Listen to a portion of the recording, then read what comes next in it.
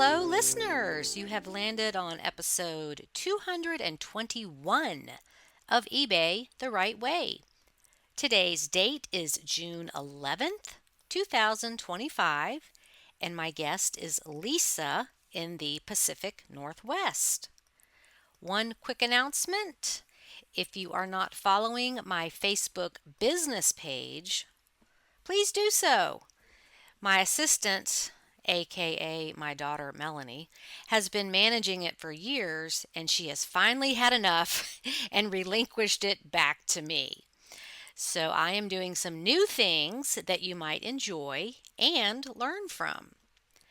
The link is below the podcast, or you can look for my business page, not a group, but a business page, by searching for eBay the Right Way on Facebook. And I will see you there.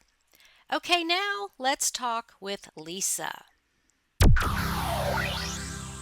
Welcome back, resellers. I have Lisa with us today, and Lisa has been very, very busy the past few months, which she'll explain that in a minute. But first of all, where are you?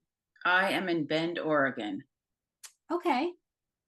Okay. And I see those pictures on your wall. Is that around you, the beautiful nature and snow-capped mountains and all? Yeah, those are pictures that I don't know if I took or one of the kids took, but yeah, Sparks Lake, Mount Bachelor. Yeah, this is what we get to Beautiful. enjoy in the summer around here. Lovely. That is so pretty. Yeah, and I don't do it on purpose, but I do like something in the background catches my eye. Yeah. That's us eBayers always looking. So, Yes, exactly. Pay attention to the details. okay. Well, do you want to catch us up on what you've been doing the past few months and how busy you've been? Yeah, so one of the things that I appreciate about doing this business is that we have the flexibility to um, really make our priorities what we want. And so we've had two college track athletes and cross country athletes. So our daughter is finished up her college career, and we've been to all of her cross country and track meets. And our son just got married this weekend. So yeah, it's been a busy couple of months. Yeah, I'll say. And so you're an empty nester now? Yes, well, we've been empty nesters for 6 years, but we've been chasing the college race. Actually, for 4 years. I guess our daughter's just been gone for 4. Okay, so are you ready to get back into your eBay now? Well, I haven't stopped. Yeah.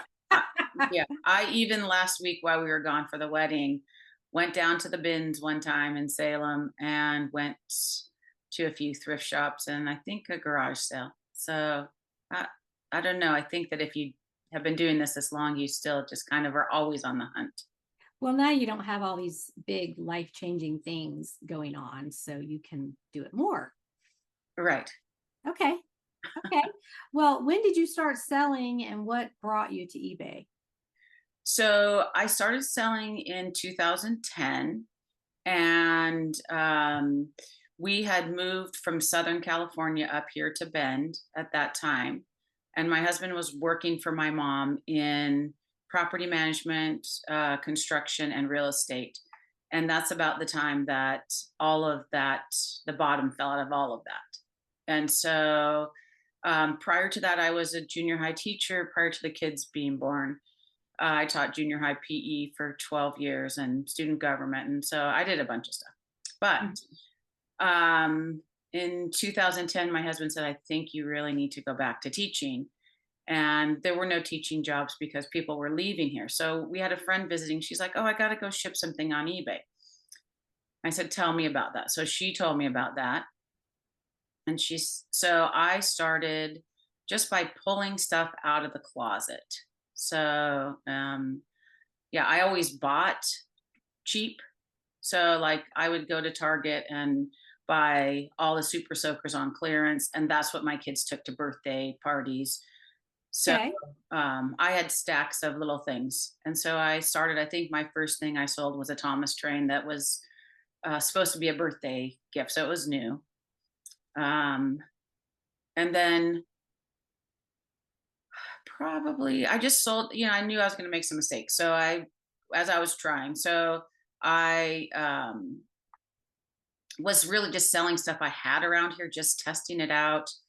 And then a couple months into it, we went down to the Nike outlet. We have an awesome Nike outlet here in town. And I found a pair of snowboard boots for like $15 on clearance. And I said to my husband, I go, I know I can sell those for more. Please just let me spend 20 bucks. So I bought those, I sold those, and I put the profit in our pocket, and I took the 20 bucks back to the Nike outlet. And so I did that for a long time. That $20 turned into 200 to 500 to 700 to 1,000. And I was going, I figured out when the sales were, and I was going all the time down to that Nike outlet Thursday, Friday, Saturday. They only let me buy 5 of one item, and so I sold a ton of Nike shoes, Nike apparel, and they all knew me in there. And the kids were every time I went in there, the kids that worked there were like, "Come over here, check this out. Come over here, check that out." So I had a pretty great gig going. And at that time, Nike wasn't gated on Amazon, so I Mhm. started selling some Nike stuff on Amazon. And to this day, I still can sell Nike on Amazon without having to go through the gating. I don't know. I just feel fortunate. Oh, they didn't I was catch pretty you. lucky. Yeah, Okay. I don't as much, but I have that. So that progressed to, like I said, we're from California, really. And so we go to Santa Cruz a decent amount, and there's a Patagonia outlet down there. So that was sort of Oh, the next step is Patagonia at that time was they had really great sales. And I kind of was being a little coy about what I was doing. And then one of the girls that worked there, she picked up that I was, basically doing retail arbitrage. And she's like, "Oh, come here, talk to our manager." And so the manager like took us in the back. We were climbing around. They have a really cool shop there. We were climbing around the attic of they're pulling out, you know, amazing stuff. $5, $17, puffer vests that sell for $179. I was getting for $17. oh, And so they would send us the markdown list. They would say we're having 40% off. And eventually I just would look, I'd order, and I'd have boxes of Patagonia show up here in Bend. It was a very sweet gig. I mean, at one time I spent $10,000 on all my Patagonia stuff. So between Patagonia and Nike, I felt like I had a pretty sweet deal. And then I don't know, it was probably a couple years into that, I got a message that said, "You need to stop selling Patagonia on Amazon." And it was from their legal department. And I said, "No, wait, they help me. They tell me." She's like, "No, we're changing all of our policies." And oh. so, yeah, so they gave me 90 days to sell out on eBay and Amazon. Well, on Amazon, because I still have stuff I put on eBay, but they gave me 90 days to sell it on Amazon. And then they actually bought back the stuff that didn't sell. So it's like, Oh. oh, here you can have the stuff that really is a dud. Anyway, Well, and before the listeners become worried that they're going to be contacted by companies' legal departments, I feel like this was because of the amount you were selling and it was new with tags. And it was like a completely different situation than if you found two or three of them in a thrift store. 100%. Nothing on the thrift store. And I've never had them say anything about my eBay. It was all the stuff I was selling on Amazon. So yeah, I don't think that would Well, and happen. I can see their point of you're undercutting their business by selling it for less than they can. Um, but sometimes you'll get these emails from what looks like the headquarters of said company, and really, if you find the item in the out in the wild, if you bought it at a garage sale, it's yours. You can do whatever you want to with it. Right. You put it out in your front yard and catch it on fire. You can sell it on eBay, whatever you want to do. So a lot of times it's just sort of bullying behavior. I know that company Melaleuca that sells like skincare products. Yeah, they're a They multi-level did market. that a lot back in the day when all this arbitrage started.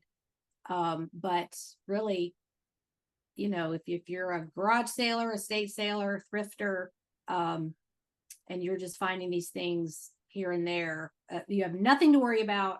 And if you ever, for the listeners, if you ever receive a letter like that, talk to eBay about it. See, is it legit? Do I need to do something? Because I think it's bullying. Yeah, I think they're trying to, I understand because they're trying to protect their brand, but Yeah. yeah, and this was really Amazon directly. I mean, not Amazon, but it was for my listings on Amazon. I've never had any trouble on my eBay, and I just kind of went dark on my Patagonia on eBay for a while, and now I'm back, and I kind of, I still go to that outlet, never find the deals that I did in those days, but Right. Yeah. And that was around 2010, you said?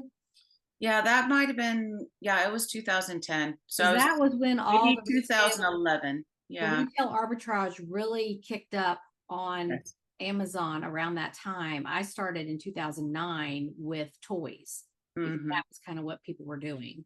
And then it just grew and grew and blew up. And we're in a different time now.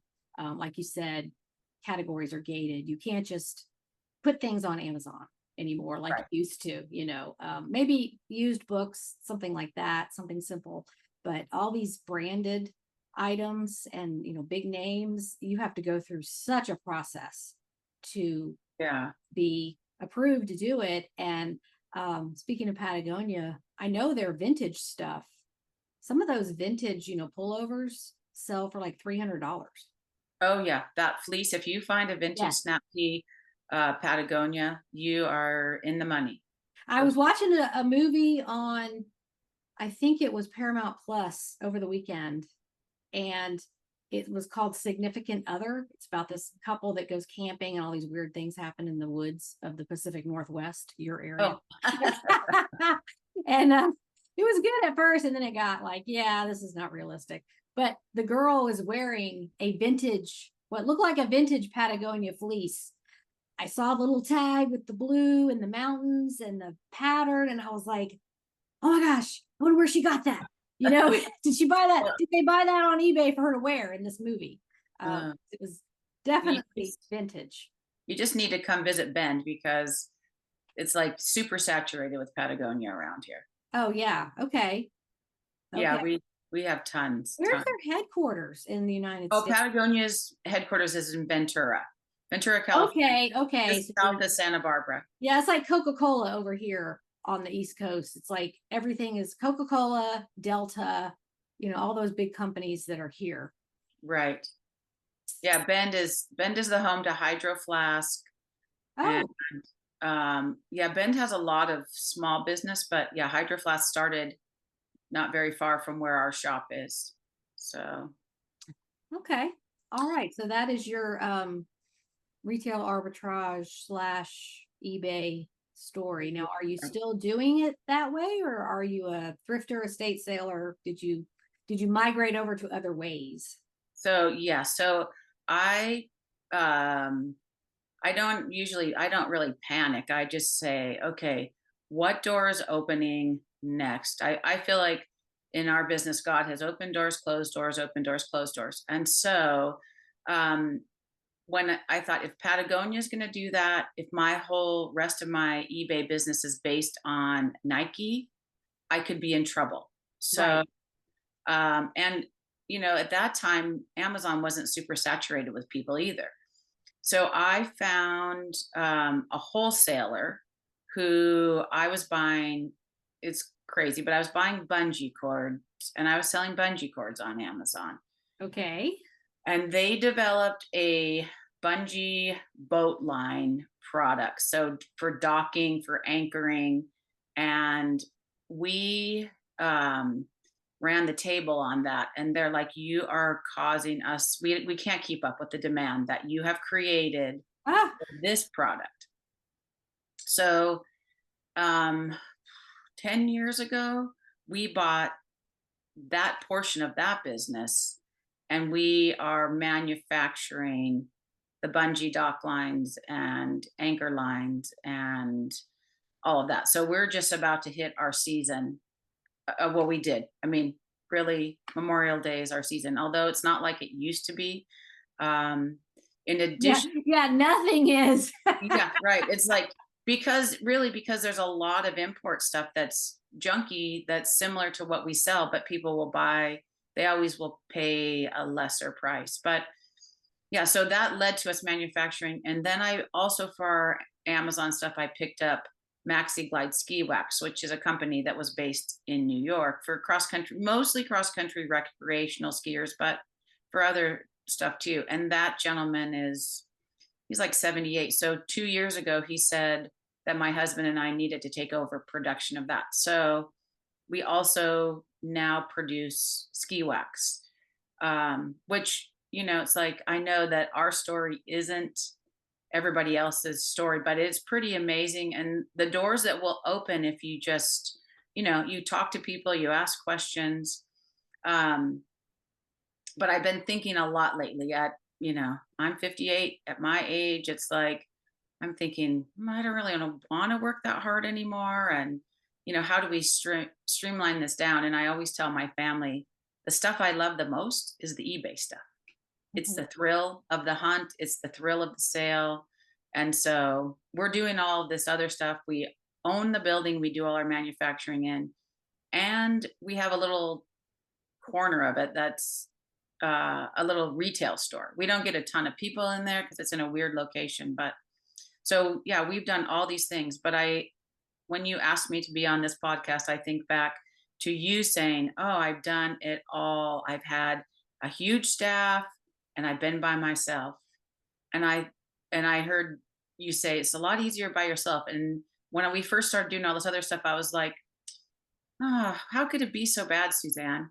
And now I'm like, "Oh, I'd like us just to turn back the clock." And I just love the eBay stuff so Well, much. I don't want to come across as it's bad. It's just for me, it was time consuming to manage people all the time, and you have to hire them, the process of hiring people, and then they work for a week and they don't work out and you have to hire somebody else, and all of that was taking me away from the fun part, Well, the that's treasure right. hunting, and the excitement of the sale of something like that I picked out. And um you know it may be perfectly fine for other people to have a staff and do it that way. I just thought for me, I didn't like it because I'd get to the end of the day and I'm like, I didn't get to do anything I wanted to do. I was busy putting out fires all day and handling, employee problems and all that stuff. And, we only have so much time in a day and so much time on this planet. Um, and I'm 58 like you, and I've got my sights set on February of next year because I'll be 59 and a half, and that's the magic number to be able to get into your retirement money. And so that's not that I'm gonna like quit doing everything and live on that, but it's nice to know, okay, the pressure is going to be off if Right. if I can take more risks. I can do more exploring in this business and figure out what I like to do. um but it seems like you only have so much energy every day, and the days go by really fast at this age. Hmm. It's Yeah. like, how was that 2 weeks ago? I haven't done such and such that I meant to do 2 weeks ago. Right. So I Well, hear I what just you're saying. think that I wouldn't discourage people, especially if you're super young, right? I mean, I had a whole career prior to this and then raising my kids. So, um, but yeah, I would just say count the cost. What's important to you? And I always say you can't get the time back. Time is so valuable. And even when I'm out selling ski wax to the ski shops, the guy's like, "Well, when can I catch you?" I said, "I'm at the shop 11 to 2 or 11 to 3." And, you know, time is more important to me than money at this point in life, right? Right. It's like Did that's you you know of Steve Gittler that's in the Facebook group? no. He's doing a lot of China with replacements.com, and he answers a lot of questions. A very smart guy, and he was a doctor, or is a doctor, and retired a year ago. He put a post up about that, and he's like, I'm busier now than when I worked, and all about, he's doing all the eBay business. He showed a picture of his van just full of boxes of china and dinnerware and stuff that he was taking to replacements.com. And so I like to see that, like transitioning from one career to the reselling. It's just whatever you want to make it. And a lot of retired people say that, I'm busier now than when I worked. Well, because you get to pick what you do. Right. You don't have to go to work for 8-9 hours a day. You can pick what you want to do. And that's why people love this business, is it can be whatever you want. Right. It's fun. It's like a hobby more. The eBay part is like a hobby more now, although it makes us very good money. And I don't put as much time. I mean, I'll go to some garage sales on the weekends, but around here you don't go to garage sales except from maybe the end of May till the end of September, because otherwise it's too cold and people don't do garage sales. Right. And I have 2 thrift stores that I stop at maybe 3 or 4 times a week. They're on my way to the shop. So I drive across town. I pop in for 10 minutes here, 10 minutes there. And, I still make very good money just finding things and thinking out of the box. I mean, there is a dollar clothing sale on Friday nights and on Sunday mornings from one of the thrift stores, but I really just don't love to sell clothing, because then I have to bring it home and wash it. It's a lot of work and look for the holes. And so I do it because, some of it I throw into our shop actually. So people come in and buy stuff at the shop, but yeah. Okay. So you said you have some notes. Do you want to talk about some things you've sold? Sure. So I think I posted this in the group on the Money Making Mondays, but I found they were little DS Pokemon games, right? Well, I looked in the basket. So this one thrift store, I always kind of go at about 10 o'clock on my way to the shop. It's like 5 minutes from my shop. And so I looked in the basket. I'm like, oh my gosh, she has Pokemon games in there. I pull them out. I'm like, okay, I'll take these. And then I open them up and the cases were empty. Oh no. She goes, oh, I'll have to throw those away. Meanwhile, I looked up the empty cases. The empty cases sold for $50 each. Or yeah, I think I sold them all within a couple of days for $50 each, but she made me pay the video game price for the empty cases. But that was like a couple bucks. So that to me was like a coup. Yeah, I mean, I just love that I could sell empty. If you find the right case, you can sell video game cases. I love that when you find something that you're not even really looking for. And it's like, okay, wait a minute, what is this? Mm-hmm. What can I do something with this? And yeah. Right. I did not know that was a thing, just the cases for those games. But those were from what, the 80s? I don't remember they were DS and they were Pokemon. And I think it's the Pokemon piece that, yeah, there was, I don't know, one was called Silver. And so I tried to go back and look, but I think they get archived. right. And I found this Swatch watch about a year ago now, I think. It was in the dollar watches somewhere. And that sold like in, I don't know, 10 minutes for $100. Really? So, but it was one from, I saw it and I was like, oh, I wore this back in the 80s. Uh-huh. So not all Swatch watches are that, because I have 2 kind of sitting and I have them listed for about $25, but I think the newer ones don't go for the price that the ones from the 80s. Right. People want the vintage. Yeah, Swatch is very 80s. Yes, exactly. And then I found these Vineyard Vine Tevis cups. So they were Tervis tumblers? Yeah, Tervis tumblers. They were Vineyard Vines and Kentucky Derby. Oh yeah. And so I think I underpriced those, but I bought them for $4 for all 4 of them. And those sold like almost instantly for $80 or something. Was that like a few weeks before the Kentucky Derby? No, I don't think so. No, it was because I sold those maybe 8 or 9 months ago. Okay. Probably some collector, but there, that kind of stuff. Um, Yeah, on those Tervis tumblers, anything that's a collaboration, like there's some masters ones that go for like $75. Um, any of those collaboration sports teams, and it has like the fabric thing in between the two parts of the yes. plastic, the insulation part. Yeah, so it's, the more rare it is, of course, the more it's going to be worth, but that's a huge collaboration product. That was super fun because I saw those. I was like, this is a good one. But I always tell my husband I'm going to the thrift store to look for their mistakes because, uh, they can't know everything. Mm-hmm. And so I go looking, they price some things really high. And then I'm like, no, that's not really worth anything. And that's what I kind of tell them. I show them. And then sometimes they price things really low. And I'm like, okay, thank you. I'll take this. Um, I found a Breville, it was like a percolating tea maker or something. Mm-hmm. And I paid, I don't know, $4.99 for that. And I parted it out and made $200 on like selling all, like I took the heated base, I sold that, the carafe, and then inside was a filter and something else. And that'll, And so that's Reville.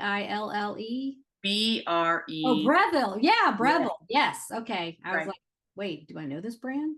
Right. Yeah, Those are expensive machines.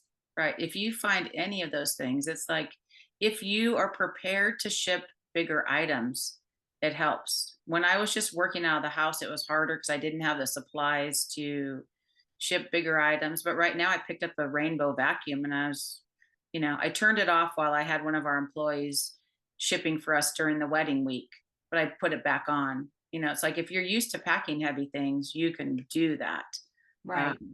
So I'm not intimidated by appliances and stuff like that because, well, really, my husband does all that packing. he does the Oh, hard work. good. I do the easy work. Um, So he's the manager of the shipping department. yeah, and the bookkeeping department. And yeah, he still works for my mom a little bit, but he really does our boat lines and stuff like that too. That's what I say. Like when my daughter or my son calls, I'm like, well, I'm working in the shipping department right now. Let me call you back in a few minutes. Cause we wear many hats. Well, the funny thing to me is I know I used to see people complain about shipping all the time on these groups. And I'm like, that's my favorite part. I never want really to let anybody else ship my stuff because I want to make sure it's done right and it gets there unbroken and the right item goes in the package. And Mm-hmm. I know everything. Every time I put a label on something, I'm making money. So Right.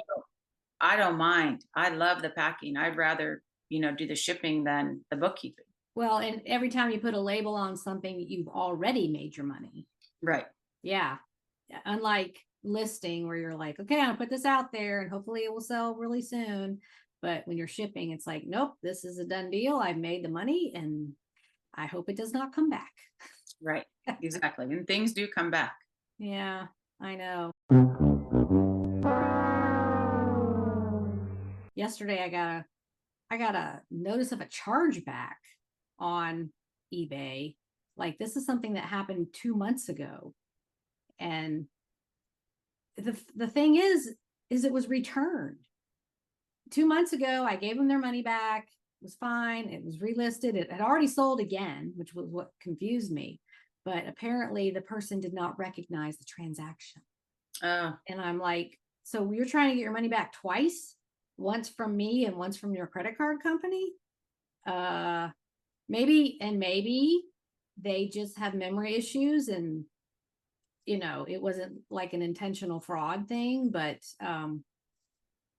so it's covered under the eBay seller protection if anybody does a chargeback. Some people, that's their way of life. It's like, oh, I'm going to go buy this and then I'm going to dispute it on my credit card and get money back. And you do that enough times, they shut down your card. But right. yeah, that was weird. But Well, I think that we're going to have to kind of brace ourselves on the eBay side because Amazon's going to a no return policy. really, Yes. okay, tell me about that. And where did you see this information? Well, I see this information because me and my bungee cord guy are always talking about what's happening on Amazon because our, I think that our sales aren't as robust. Definitely, I know they're not. But now, even us with small businesses on Amazon, it's going to be harder because they had this opt-in policy of you can um, opt in to not have your customer return a return. But I'm not sure the date because I haven't read all the details, but it's coming where it's like when you buy something, I think it's under $50 and under a certain size, then they won't make you return it. So you can order something and then say you want to return it, but then you get to keep it. And so, Yeah, that's happened to me, but it's usually some little $10 product, like cheap, made in China, and it didn't work right, or it broke right away, or something like that. right, but it won't be sustainable, for example, for our business that where we manufacture, right? It's like I can't have a set of $45 dock lines not come back to me every time, or Right. Well, so you're saying it's not across the board, it's something sellers can opt into. no, right now, yes. But Okay. it's coming where they're going to force everybody, all sellers will be opted in. That's on Amazon. So I say that for the eBay side, that, the eBay customer will begin to think, oh, well, we can do this here too. Right. Mm. It's like trying to discern. Like I sold this pencil set and I think it was an older couple, but I felt like they were hustling me when they were trying to send it back on a return just based on their emails. But then when they actually returned it and I could see they wrote a handwritten note, I'm like, oh, this is an older person. And I was like pushing back, like, no, um, I don't think you're telling me the truth. But really it was an older person. But I feel like we're all getting more skeptical of the returns and how people do them because there are people hustling Yeah, sellers. but Amazon's platform is built on that premise of it's not right, you can return it. Right, but that's right. That's the problem though. So if if it's not right and you can return it, but you don't have to return it, the seller can't weather that kind of loss. Oh, I see what you're saying. So you'd still get your money back if it wasn't right. You just don't have to return the product. Yes, correct. So as a Oh, buyer, yeah, that'll put people out of business. yes, right. But There's even locations that are, I think here they're called bin time. I don't know. They're Amazon return businesses. It's like a warehouse and it's all Amazon returns. And so they don't even go back to Amazon. They're just written off as a loss. Or some of these online auction companies, that's all they do is Amazon returns. well, I think that's why Amazon's going to this model. I think it's costing them a fortune to handle the incoming returns and then dispose of all the stuff that never goes back to well, if it's not a third party seller, if that's all the stuff they're getting back, for Mm-hmm. example, or stuff that gets stranded in the warehouses. So, but Oh, my concern is that if that's how buyers begin to get trained, they're going to push more for that to the eBay seller as well. yeah, like the buyers on eBay who know to do an item not as described so they can get free return shipping. Yeah, right. And I don't know how to win that battle because, um, you know, I do everything the right way and provide lots of pictures and measurements and everything they would need. Now, I don't mind a return because, if it's clothing it doesn't fit or whatever, I get it. I want that as a consumer, but um, just these people that say item not as described and they don't go any further, and then they get free return shipping, and eBay does not step in to say, no, the seller did everything right. They have the photos and the description, and you like, how could they make a system where buyers can't do that? Yeah, it's always buyer friendly. And I have Mhm. always kind of taken the stand that if I'm going to play in their sandbox and I'm going to benefit from their platform, you just have to roll with it. You have to know that some things aren't going to shake out your way, but a lot of things do. And when you're not, you're paying a couple bucks for something that you can make a couple $100 on, Yeah. then you just kind of have to absorb it. And I think that, you just have to weigh out those values. It's like I would never have the reach, right? I have 3 websites, our Maxi Glide, Boat Lines, and then the Outdoor Socks and Gear, but I never get the kind of traffic I get from Amazon or eBay. Right. So, um, it's like just by being on their platform. Now their fees, are kind of going up and up and driving me a little crazy. And I don't know what you think about all the promoted stuff, but I don't really promote. I just, every once in a while I'll put 2 or 3%, but I say, well, that's just eBay making more money off of my stuff. So I buy good stuff without a lot of competition and it sells. And some of Okay. the stuff has sat for a long time, but Okay, so 2 comments, back to the item not as described. If eBay is so adamant about that, why can't they pay the return shipping? well, They're right. taking it out of the seller's pocket. Well, the problem I think is they're not going to take the time to go one by one. If there's so many returns, they're not going to go back and look at your particular listing. They're going to go, oh, okay, it's all automated. That's how I get that. I'm just well, I wish that it would be being different. a creative thinker and be like, people abuse that. So if eBay is going to let them abuse that, then eBay should pay the return shipping. Yeah, well, I agree, but Like Amazon Prime, it's free return shipping. If it doesn't work, you just ship it back.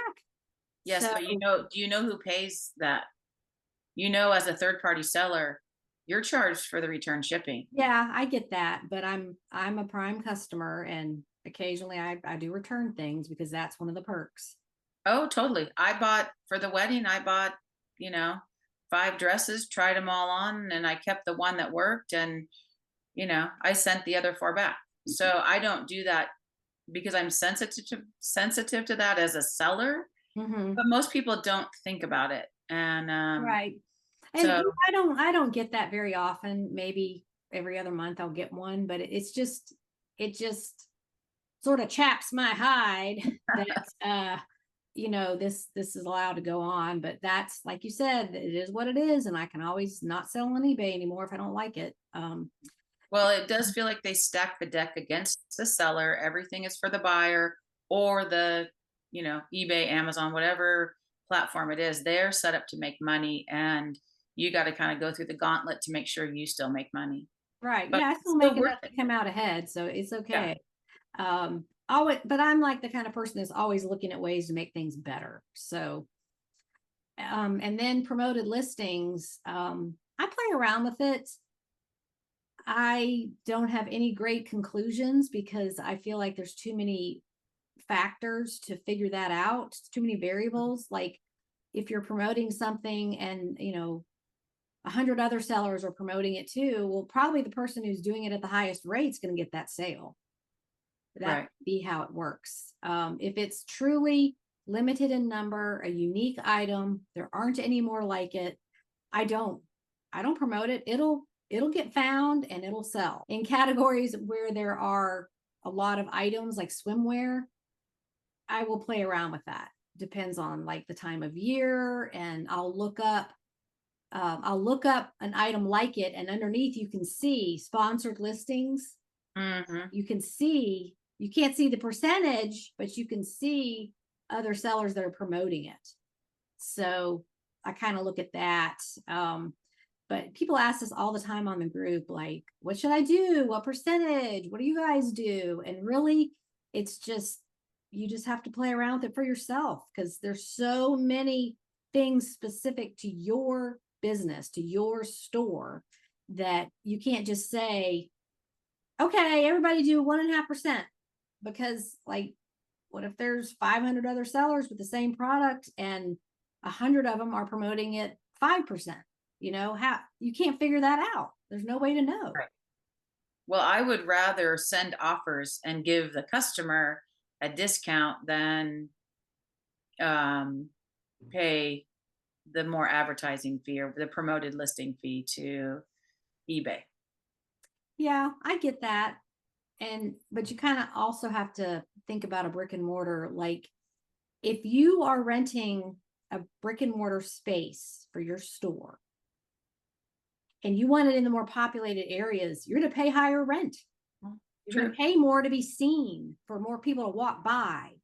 And so it's kind of that same concept of, so if you pay more, do you get more? And Yeah, only that's interesting. the individual can figure that out, like month over month or seasonal or whatever it is. So I'm really not like an advocate for promoted listings, because I agree with you. It's just a cash grab, another thing eBay can charge you for. And we don't get to see, oh, you got the sale and you were competing against all these other sellers and their percentages were this. We don't get to see any of that. So we don't know. You just have to start shooting arrows in the dark and see what you hit. Right, exactly. So, okay, back to your list. Do you have anything else you want to talk about? Ooh, let me think about this. I wrote those things down. I mean, it's like I feel like I come across things and I can't remember all. But what I would say is, I mean, you're better off doing what you know, right? So Mhm. for me, because I was a PE teacher, I know sporting goods, I know athletic stuff, and that stuff a lot of times doesn't get picked up by like rock climbing gear, right? I know what that is. And even the Goodwill people don't know what that is, right? So it's like Yeah. you Somebody can, sold some kind of rock climbing. What do you call the things that you actually oh, the stick? handholds. Yeah, somebody sold some of those for some good money. And I was like, I would not have known what that Yeah, was. I would have thought that was like kind of hardware. I don't know. right. Well, and if you see anything that's Petzl, Petzl, like there's a device called a gree. It looks like you would go, what do you do with that? It's a belay device. And I picked one of those up for $1 because nobody knew what it was. And I sold that for $75. Oh, excellent. I picked up I think it was Specialized bicycle. They call it a cassette, but it's like, you know, a derailleur where you have all the rings on where the chain goes.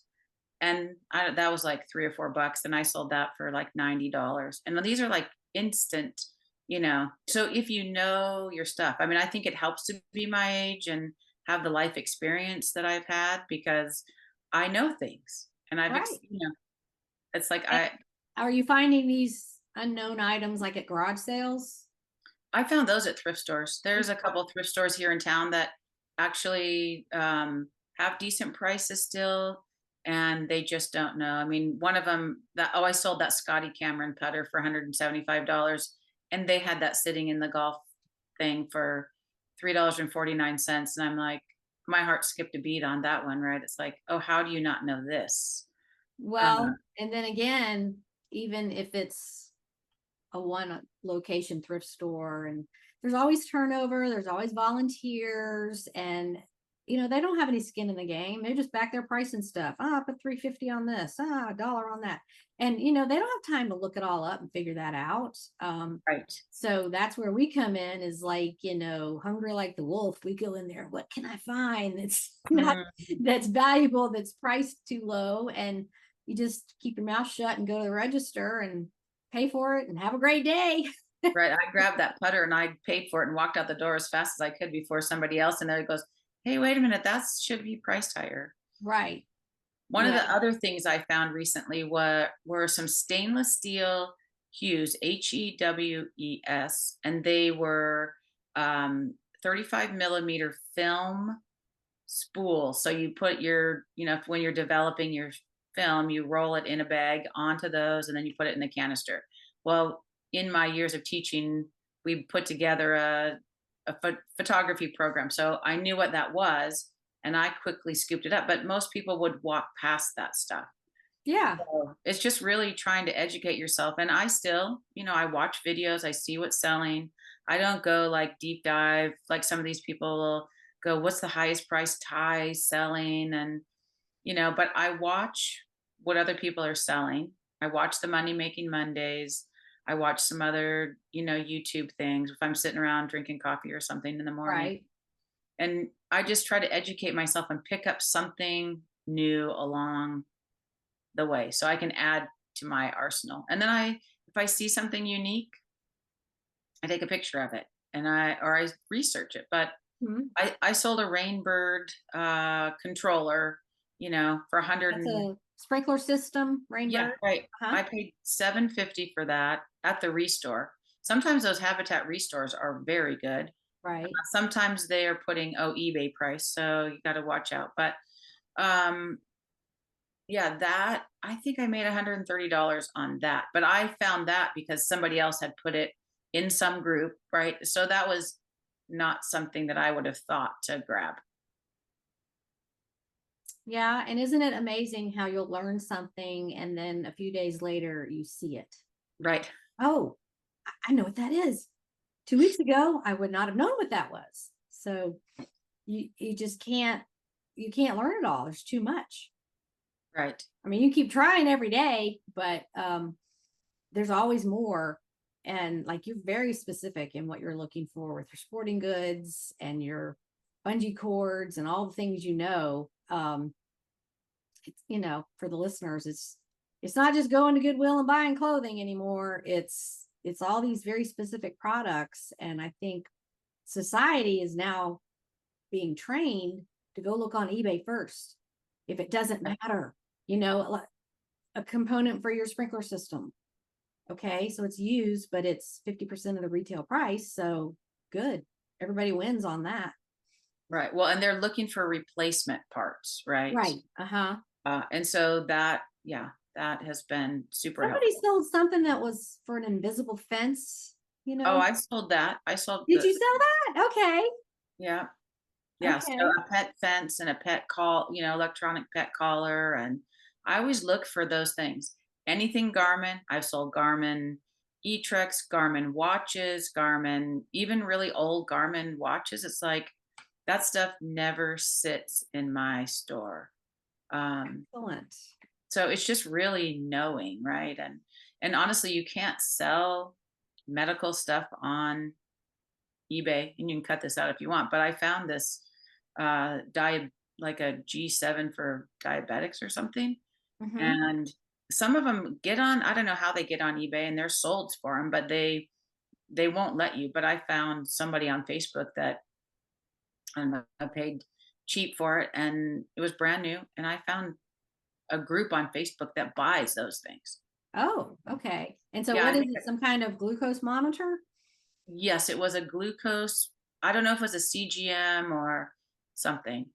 Um, Well, the but rule on eBay is you can't sell it if it requires a prescription.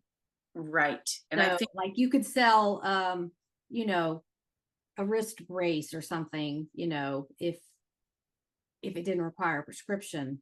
But things like following surgery that require a prescription, the CPAPs, prescription medications, all that kind. There's some gray areas, and one thing to look at is go to completed listings, and you'll see a whole bunch of red circles, and this item was removed for violation of eBay policy. If you see that a lot on these items, don't do it. I listed an item last year. It was a little cooler that had a tube that was attached to a knee brace. So it was for after knee surgery, right, you could, instead of putting ice on it, it was this cooler thing that blew cold air on it. And I was like, oh, this is great. And it was removed like within 5 minutes of listing. And mhm, then I was like, but there's some on there, and there's some that are sold, but probably 30% of the sold listings had that flag on it with the red, this item was removed. And I'm like, well, okay, I'm never doing that again. right. Well, I would never suggest a CPAP thing, but this CGM was interesting because I did see sold. And so I was like, okay, I'll try it. And then I was like, great, I'm stuck with this thing. But then I found that company that I was a little like, oh, are they going to scam me? But no, they paid me and I sent it, and I had to go through all these steps. But I don't know if they take them overseas to like on a mission trip or something. But Well, I think that's good information. I'm not going to cut that out because there are becoming other ways to rehome or sell these medical products that Mm. are perfectly good. It's just eBay's rule of if it requires prescription, and it depends on what the device is for and could it cause damage or harm if not used correctly and all that kind of stuff. So I encourage the listeners to look for other ways to sell or rehome these devices because it is wasteful. If It's all going to end up in the landfill. you only used it for a week and you're healing and you don't need it anymore and it's perfectly good and yeah, maybe your insurance paid for it, but you still don't want to just throw it away. Right. Yeah. Okay. Well, here we are almost finished with this episode. Do you have any final words for the listeners? Yeah, I just think that it's important to look at what your goals are, and when sales are slow, don't panic. I think that's what I wish somebody had told me, because I was always like, "Oh no, you know, I only had 3 sales today. That's the end of my eBay business, or it's going to be slow and I won't be able I to do that do too this." still. Is eBay over? Is all of this over? No, it'll come back.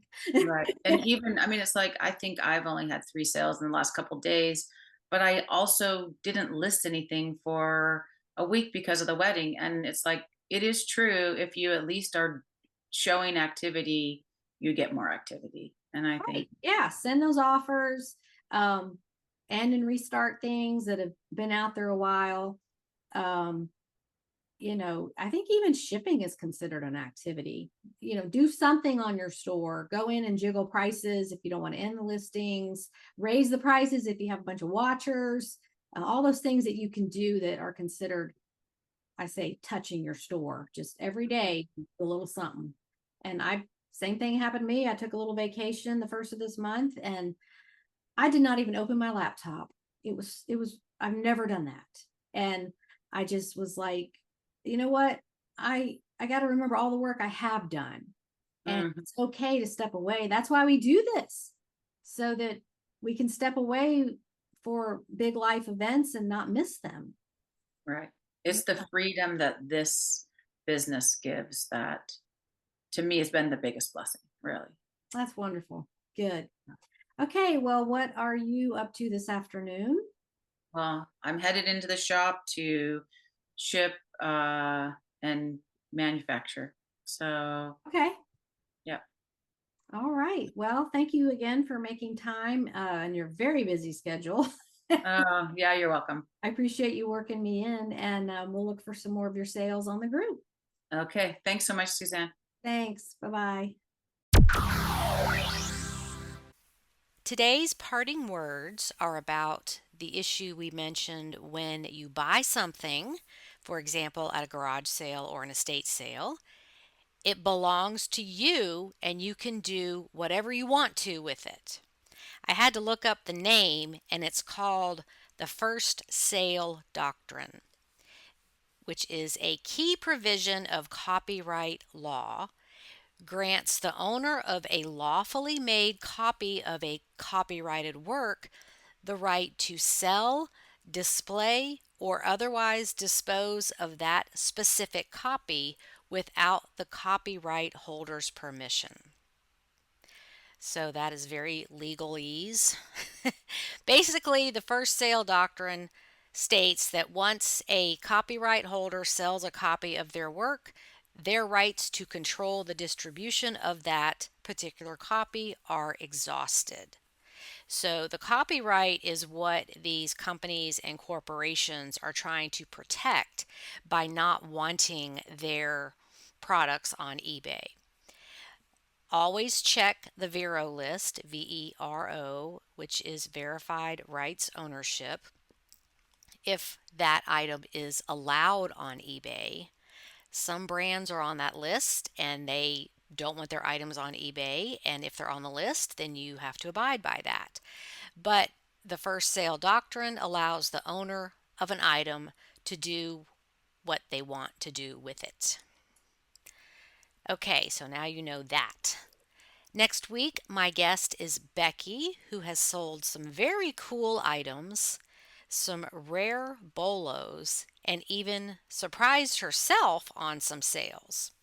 I hope you will join us again next week. Thank you so much for supporting this podcast and listening every week. And I hope you have an outstanding week on eBay. Bye, everybody.